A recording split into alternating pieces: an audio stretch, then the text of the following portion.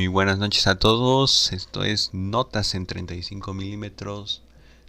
Hoy en un nuevo capítulo, después de estar desaparecido varios días, bueno, antier estuve viendo la nueva película de DreamWorks.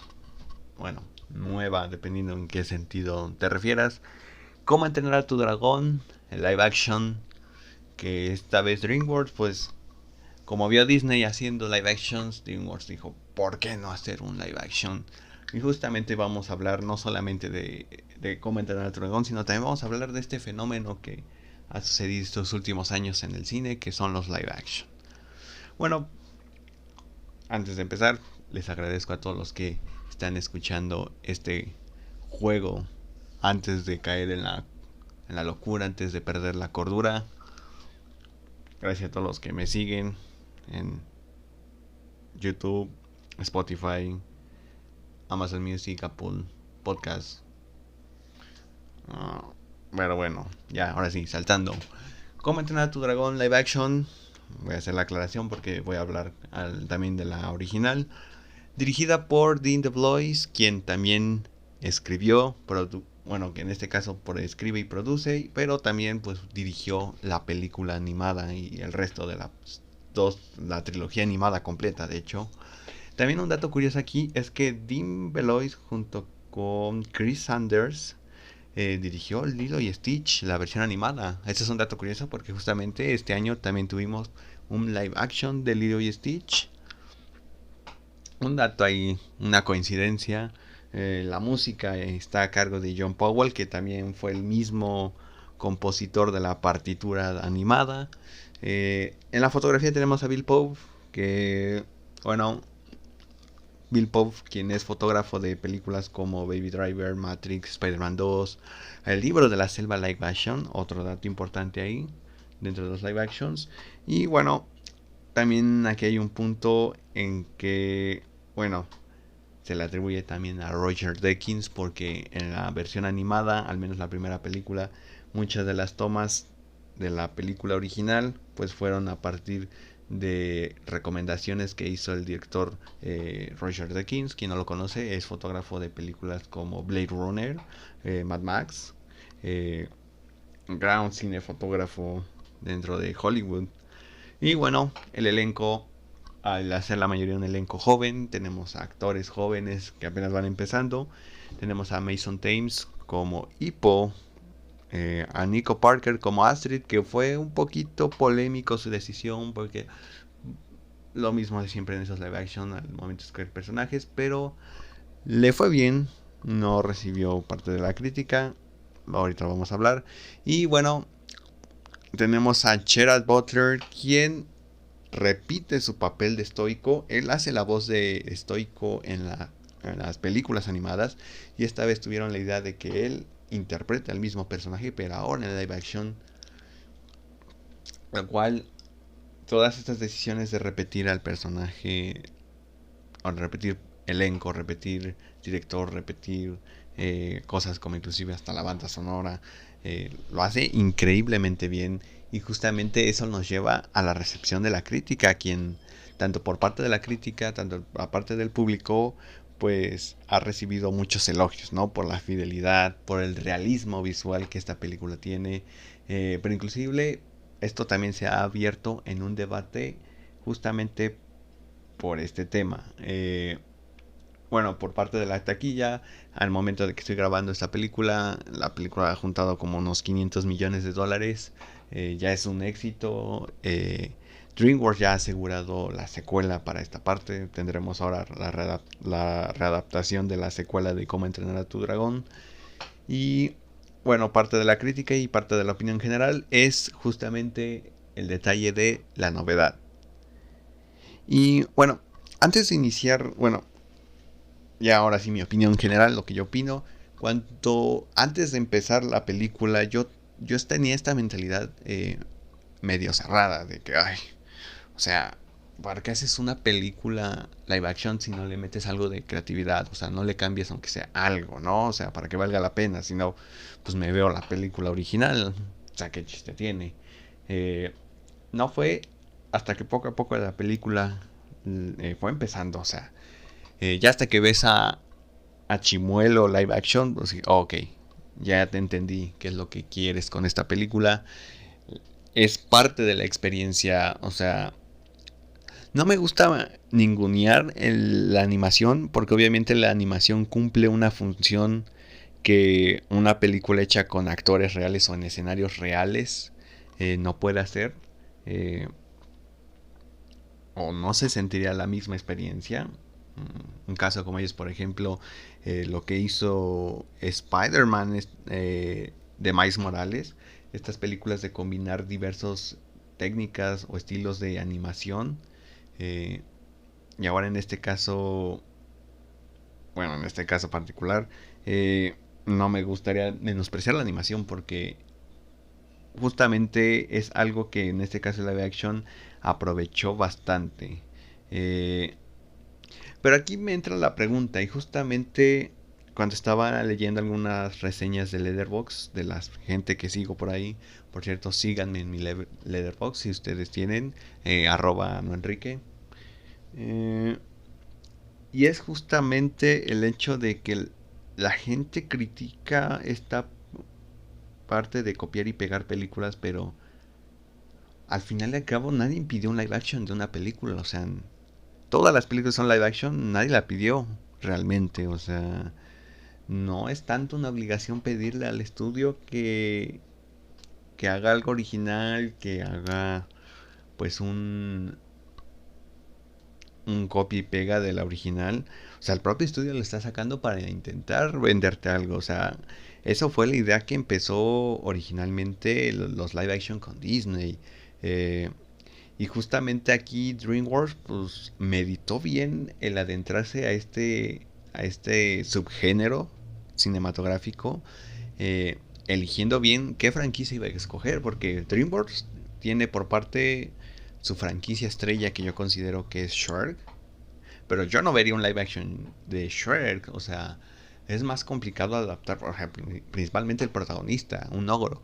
Eh, o sea, el demás elenco como sea, pero o sea, siento que era más complicado adaptar Shrek y aparte pues DreamWorks ya tiene un proyecto con esta franquicia con la quinta parte de Shrek que ya tiene problemas con eso. Eh, entonces pues escogió la más fácil que yo considero porque tampoco Madagascar le va muy complicado. Si a Disney le fue mal con El Rey León y no aprendió después sacando una precuela, siento que en esta. Siento que Madagascar menos tendría fe. Y aparte creo que hasta parecería medio plagio porque ahí vimos que esta. Que este. Que Disney después quiso hacer su propio Madagascar. Y pues parecen más personajes hechos como en la vida real, ¿no? O sea, la animación que tienen estos personajes. Pero bueno, esa es otra historia. Entonces DreamWorks escogió la franquicia que tenía más potencial llevarse a live action. Y ese es la de Cómo entrenar a tu dragón. Lo hace muy bien. No se quiso arriesgar en contar otra historia porque de por sí ya la historia original es perfecta tal y como está. Y pues por eso se tomaron estas decisiones como traer al mismo director. Ahí no me acuerdo bien si fue decisión del estudio o fue el propio Dean DeBlois quien dio o sea, para dar el permiso de hacer este live action fue que él mismo la dirigiera. La verdad no sé, pero de todas formas pues DreamWorks lo hizo bien en traerlo de vuelta. Y bueno, otros recursos como ya había dicho, como repetir mismos talentos tanto en producción como en el elenco, como es Gerard Butler, que pues ya conoce el personaje, ya sabe. O sea, el único reto que tenía ahora Gerard era personificarlo delante de la cámara, ya no detrás del micrófono. Eh, y justamente el verdadero trabajo dentro de esta película es el aspecto visual. Aquí pues ya la producción estaba consciente de que la parte narrativa ya la tenían hecha, ya la tenían lograda. Ahora era la parte de hacerlo en el aspecto visual. Y se nota mucho el trabajo que se hizo en efectos visuales, en la fotografía, en la banda sonora. Justamente por eso la película DreamWorks la promocionó mucho en el formato IMAX por la fotografía, la paleta de colores, los planos, el sonido inclusive, los efectos de sonido.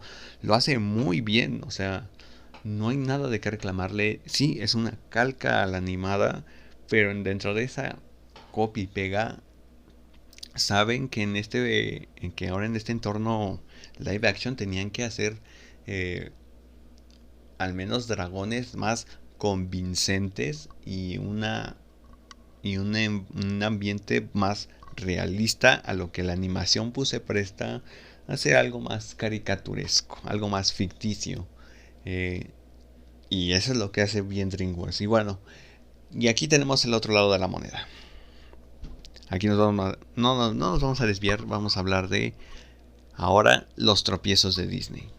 Porque claro, todos estos live action se deben gracias a que Disney eh, trajo esta ola de tendencias gracias a Alicia en el País de las Maravillas en el 2010, cuando Tim Burton decidió adaptar a live action este clásico de Disney.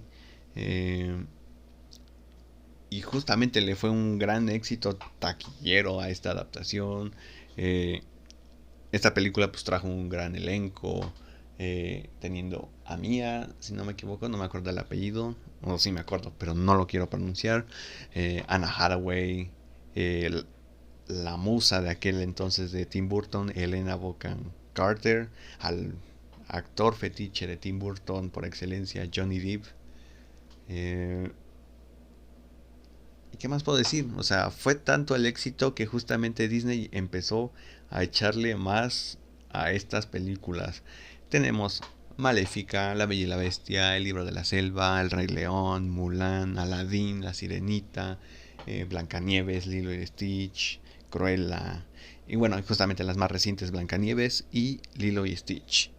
Y justamente toda esta saturación de proyectos live action pues empezó a poco a manifestarse flaquezas por el hecho de enfocarse en lanzar el producto a darle calidad o inclusive tomar la decisión de a cuál película le valdría la pena llevarla a un plano live action, porque justamente Alicia en el País de las Maravillas tenía un potencial por todo este mundo psicodélico que era el País de las Maravillas, y justamente traer a Tim Burton para adaptarlo con este estilo visual que todo el mundo conoce, lo hace perfectamente bien, encaja todo muy bien.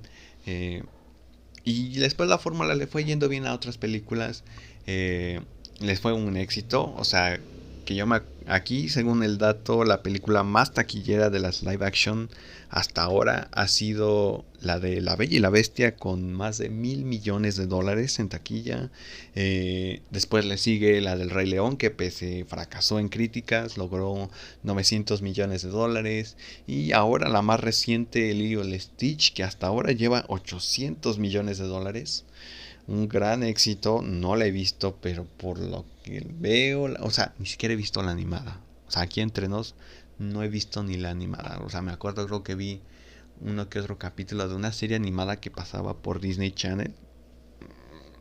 Entonces, es lo único que sé de Lilo y Stitch. Y bueno, también éxitos, como dije, tropiezos.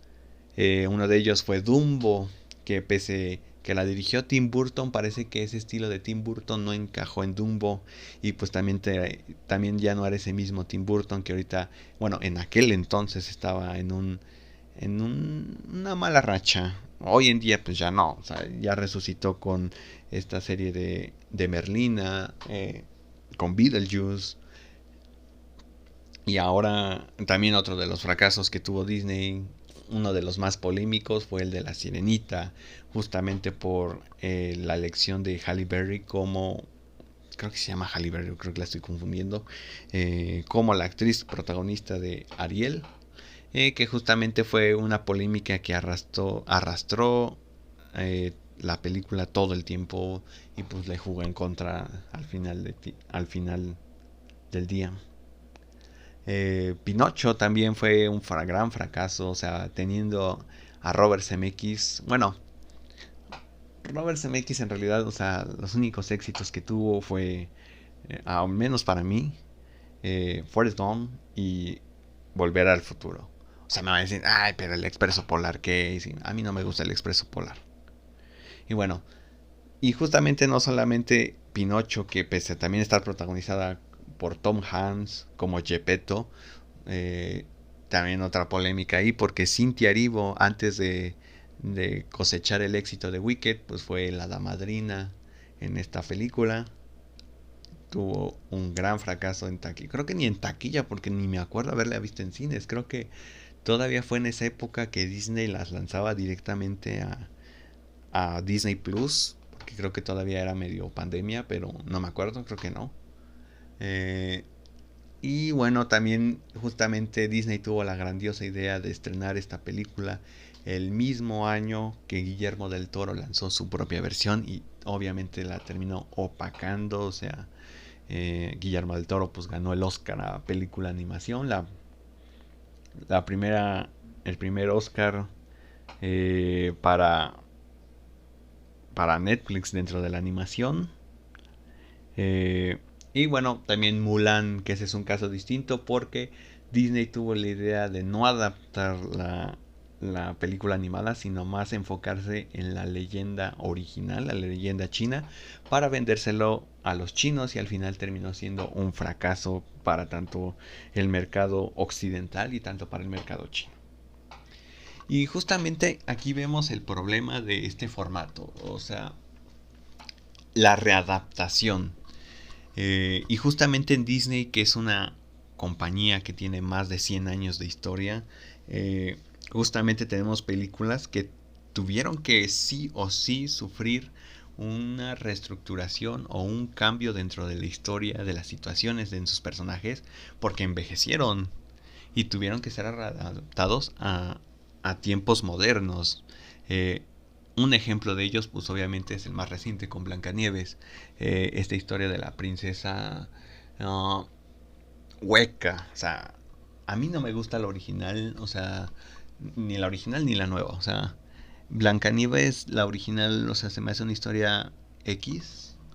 Entiendo que, bueno, para un poco de historia de cine, Blancanieves es la primera película, o sea, película, largometraje, más que una película que dure más de 60 minutos, animada. Y para en aquel entonces eso era un logro histórico en el cine, que de hecho pues justamente Walt Disney se llevó un Oscar especial porque es este Oscar, búsquenlo en Google, es un Oscar grande y atrás 7 pequeño, debido a su gran proeza, porque para esa época, o sea, tomen en cuenta que era dibujo a mano, entonces Walt Disney también se las tuvo que ingeniar. O sea, de hecho, en TikTok una vez me salió todo un documental de Walt Disney explicando sus trucos para hacer estas películas más rápidas, o los efectos que se hacían, como el cómo se movía los fondos y todo esto en una máquina súper enorme. No me acuerdo el nombre, como ustedes están acostumbrados a escuchar en este podcast. Y bueno, eh, con Blancanieves se me fue el tema. Ok. Entonces el problema es eso. Blancanieves es una de las princesas acá medio hueca, sin sentido. La historia pasa muy rápido. Eh, el príncipe también intranscendente. Lo vemos pocas veces y nada más al final le rompe el hechizo a la princesa y juntos se van. Que justamente hay una teoría conspirativa que todo esto es una alusión a la muerte, pero no estoy seguro y supongo que Walt Disney no estará aquí para confirmarnos si sí o no. Pero miren, todos estos cuentos son adaptados a estas, o los originales son más perturbadores, así que no lo dudo. Y bueno, ya para adaptarlo a tiempos modernos, tenemos este gran problema que tuvo en el caso de, por ejemplo, las actrices protagonistas, que es Rachel Zegler como Blancanieves, Gal Gadot como la Reina Malvada. Ahí hubo tantos problemas que si no, que Blancanieves que si era bella y que no sé qué, que las actrices se caían mal. El, la mala reputación que tiene Gal Gadot por todo este tema este tema que está pasando en Medio Oriente con Israel y Palestina.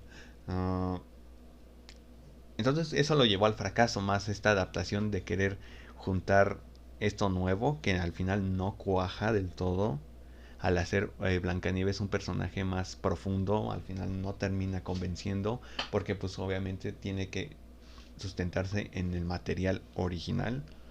Y bueno, otro caso que yo para mí sí funcionó fue en el caso de Aladdin, que también fue el estructurar más o darle más profundidad a Jasmine. Que de por sí en la original tiene cierta profundidad, ¿no? Pero aquí en este caso Guy Ritchie y los escritores de esta película de live action decidieron amplificar a más al personaje de Jasmine, considerando pues que era la hija única, que por derecho propio tenía que ser ella la heredera de su padre. Entonces eso le va muy bien ese juego, en no solamente que sea la princesa que solamente su meta es el amor verdadero y un príncipe, sino más bien el hecho de que su meta principal es gobernar como su padre, ¿no? Gobernar, seguir ese ejemplo de ese talento por la política, por ser buen gobierno, o no sé cómo decirlo. Eh, y a eso le funcionó bien, o sea, para mí no es la mejor live action de todas, ahorita lo voy a hablar más adelante, pero es buena película, la forma en que se adaptó a la película, o sea, Aladdin tiene muchas diferencias con su película animada, o sea, un caso de ellos es bueno, ahorita lo vamos a hablar. Eh, y justamente a veces no le juega mucho en favor porque justamente hay películas que se les pierde el encanto que generó la animación en su época. Y justamente eso le pasó al Rey León. Hay que entenderlo muy claro, o sea, antes del Rey León tuvimos el libro de la selva, o sea, personajes, eh, el Rey León, el libro de la selva, que es una película en donde la mayoría del elenco pues, son animales, eh, lo hace muy bien, o sea, muchos consideran que el libro de la selva es el mejor live action de Disney, la cual no lo dudo porque la verdad también los cambios que se hacen son muy buenos. Y justamente quien dirige el libro de la selva es este... Ay, se me fue el nombre, pero sé si es un director conocido, el director de Elf, Iron Man, El Mandaloriano, se me fue el nombre. A ver, déjenlo pauso tantito y vuelvo con ustedes. Jon Favreau. Ya me acordé. Perdón si se escuchó alto, pero espero que se module. O sea, regularmente llego a modular el volumen antes de publicar los capítulos. Pero bueno, Jon Favreau, quien dirigió el libro de la selva, le fue tan bien que justamente le dieron el trabajo de adaptar el live action del Rey León. A Ali le fue muy mal, eh, por el hecho de que justamente el Rey León, los personajes tienen más gestos, o sea, no sé cómo entenderlo, o sea, sus gestos son muy diferentes a lo que el libro de la selva, que justamente el libro de la selva, al ser más cine, pues viejito de Disney, entonces pues no había tanto trabajo dentro de los gestos de los personajes. Eh, Sino en cambio en El Rey León sí, y más, sumale que es un musical completo. Eh, entonces ahí fue el trabajo complicado. Justamente hay canciones que también inclusive se tuvieron que cambiar. Por ejemplo, en la canción de Scar, Will Be Prepared, eh, hasta fue casi medio omitida la canción, lo cual le daba este estilo a Scar, justamente de hacerle un personaje un poco más plano, a diferencia de su versión animada. Eh, y ahí nos encontramos en esas comparaciones, dentro de las versiones animadas y las versiones originales. Siendo que el caso más grave, o bueno, el caso más que se debatió, por ejemplo, fue en Aladdin, regresando, la decisión del genio. Justamente, o sea, no importaba, o sea, siento que ahí la gente, o sea, se peleaba por algo que era obvio. O sea, no importaba a quién ibas a poner en el live action de Aladdin como el genio de la lámpara, porque obviamente nadie iba a llenar los zapatos que dejó Robin Williams, o sea, era imposible. Y Will Smith, a él estaba consciente que no lo iba a hacer. Ese Will Smith, antes de ser cancelado, después de esa bofetada que dio en los Oscars, él estaba consciente que pese al carisma que él tiene, la gente lo amaba en aquel entonces, eh, no iba a llenar los zapatos, y dicho y hecho, pero hace un gran trabajo de todas formas. Le da una personalidad propia, o sea, no quiere copiarse tanto a lo que Robbie Williams hizo, sino le dio ese estilo propio al personaje, a su carisma que todo el mundo conoce. eh, O también otro caso, por ejemplo, versiones como por ejemplo Pinocho también tuvo sus cambios dentro de la historia. Eh, Eso es, al menos es en esto.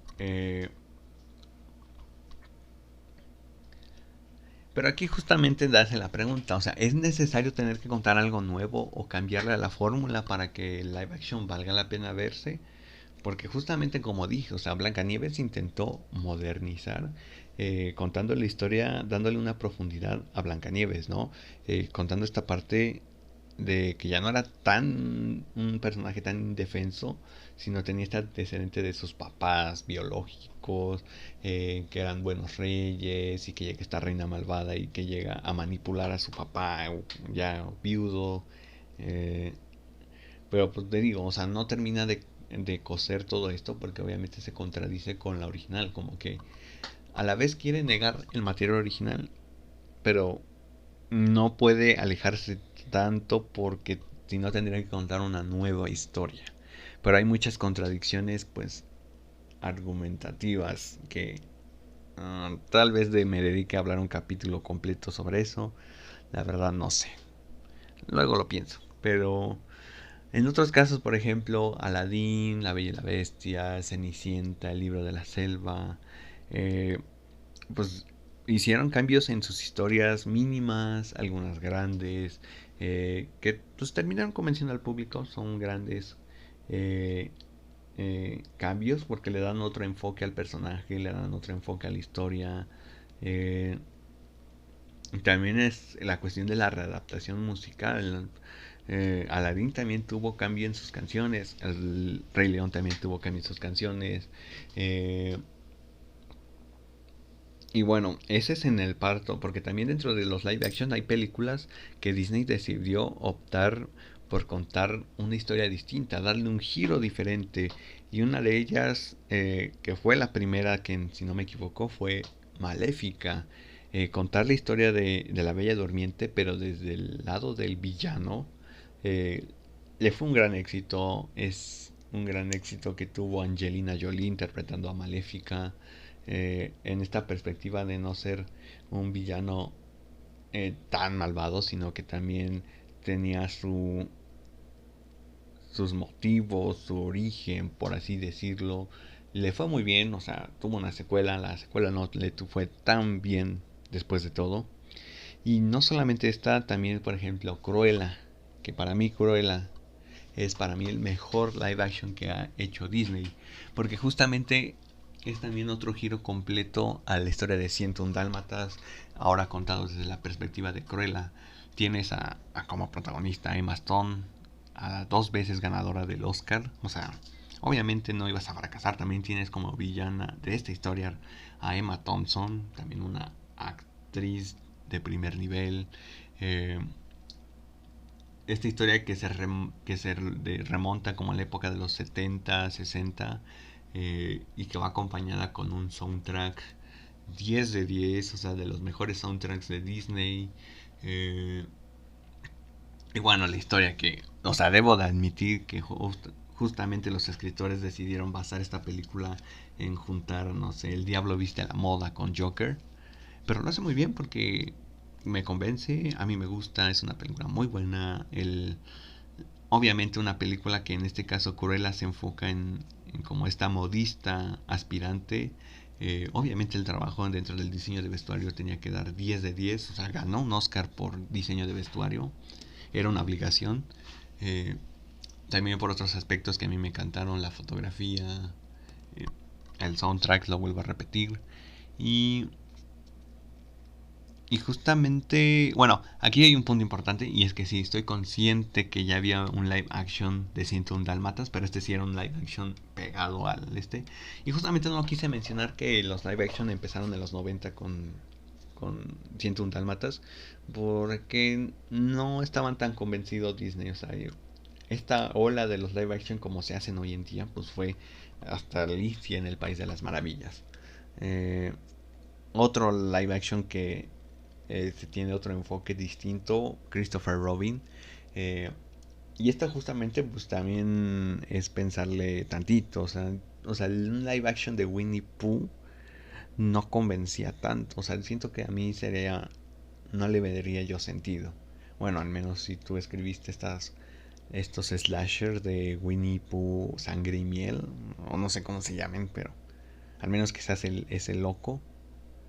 Pero en este caso Disney se la pensó bien y dijo, no, siento que este no es el enfoque, vamos a darle otro enfoque al hacer un live action de Winnie Pooh, y en este caso es contar una historia más original en el sentido de enfocarlo en un Christopher Robin adulto que perdió esta magia de ser niño, esta magia de imaginar, de jugar, eh, y que justamente estos personajes le vuelven a recordar la inocencia de ser niño.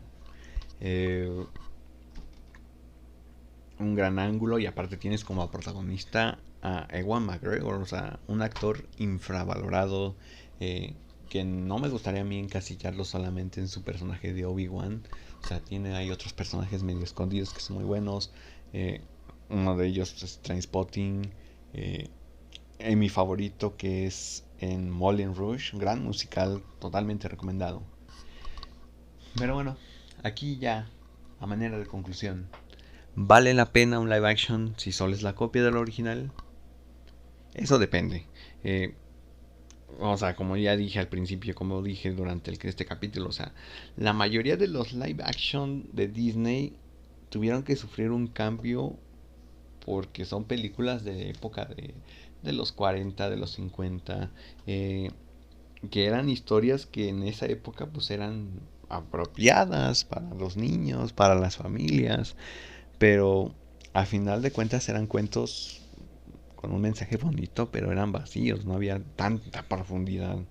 Y justamente aquí pues se tomó una decisión creativa, tanto del guionista, tanto del director, en readaptar todo eso. Obviamente ya los live action de películas más recientes, o sea, por ejemplo, Mulan, bueno, en este caso Mulan es un caso distinto, como comenté hace rato, ¿no? O sea, se quisieron más apegar a la leyenda china por una decisión comercial. Les fue mal. Yo siento que les hubiera ido bien si hubieran adaptado la versión animada, pero entiendo que no iban a convencer al mercado chino. Y bueno, en esa época Hollywood, o bueno, principalmente Disney, tenía ese afán de querer atraer el mercado chino. Al final, pues no pudieron y decidieron irse a otros mercados. Es por eso que mi teoría es que hoy en día vemos a muchas celebridades o muchas películas siendo promocionadas aquí en México. Eh, los Cuatro Fantásticos que apenas vinieron a México, Wicked, Fórmula 1, Misión Imposible, Dune. Eso al menos soy estas recientes o películas que se promocionaron en recintos más grandes como el Auditorio Nacional aquí en la Ciudad de México. Eh, y bueno, me estoy desviando otra vez del tema. Estamos hablando de live actions. Eh, entonces, casos más recientes, Lilo y Stitch. Readaptar la live action, tengo entendido que hubo un cambio en el final, que a mucha gente no le pareció, pero de todas formas, Stitch salvó la película. Eh, a fin de cuentas, pues, que es el protagonista, porque pues, en los pósters al único que se le ve la cara completa es a Stitch, o solo Stitch. O sea, no se le ve la cara completa a Lilo, o sea, solamente partes del cuerpo, o sea, las manos, o cargando a Stitch y todo eso. Eh, y justamente Disney tiene en manos, en puertas, el live action de Moana. Esto más por capricho de La Roca, más que una decisión de Disney.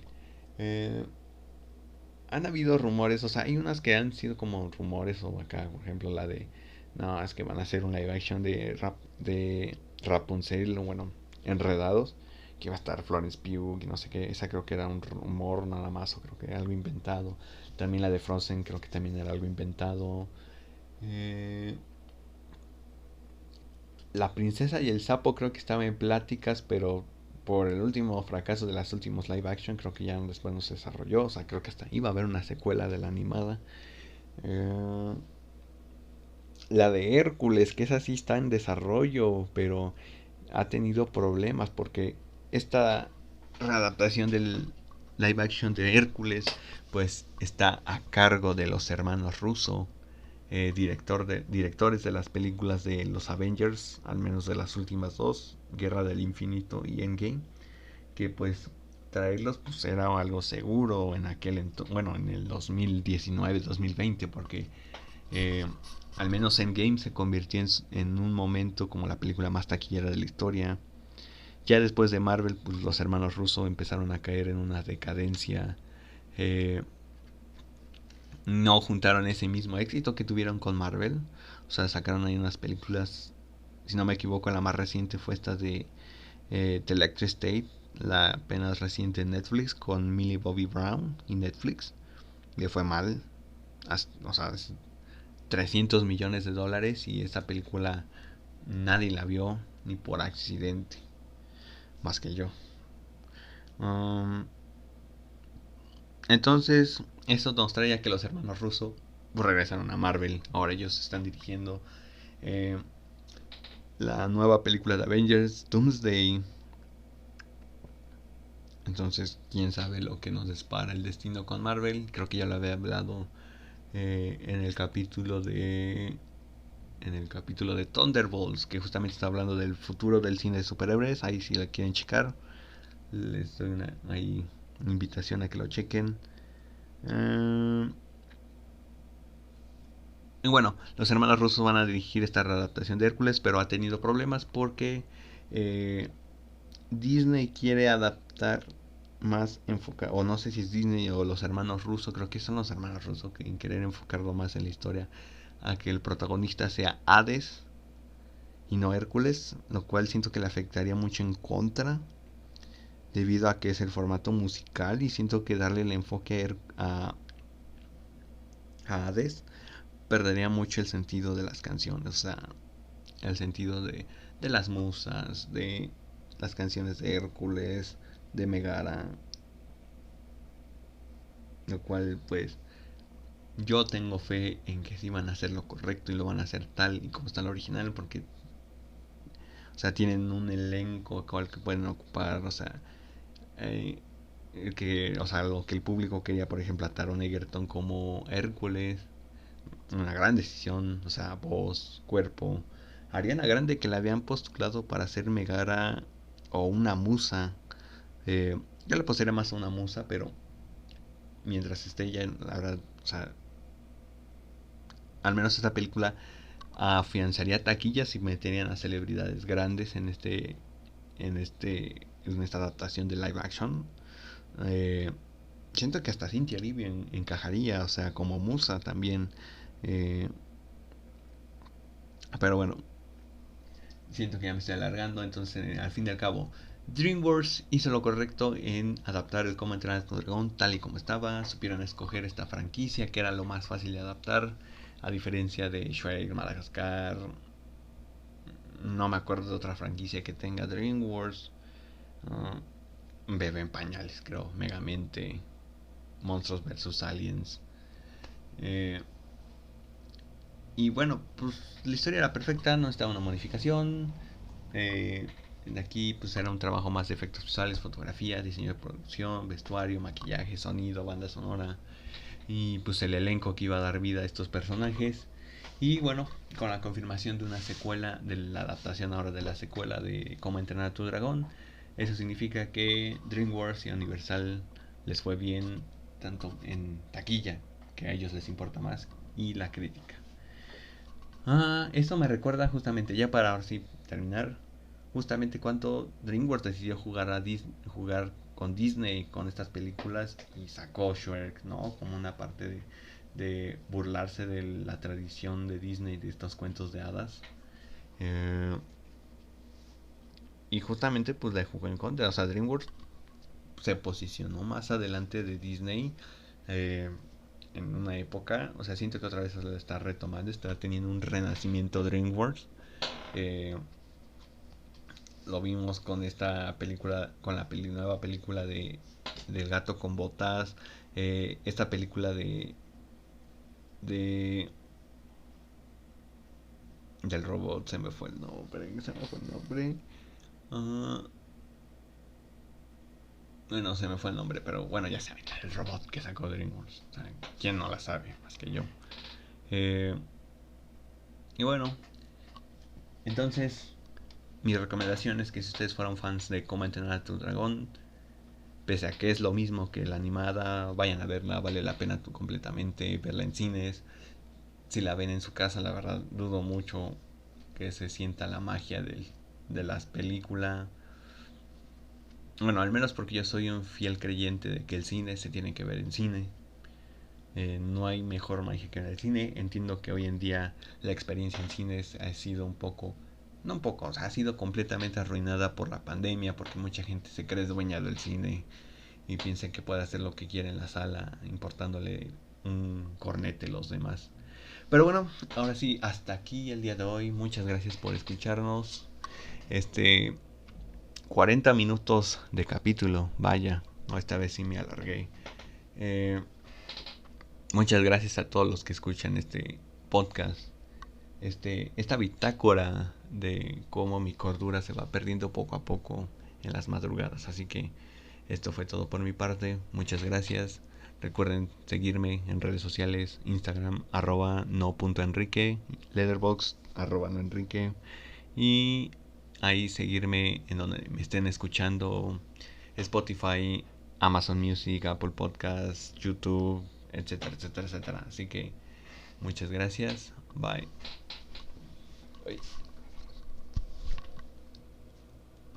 Bye.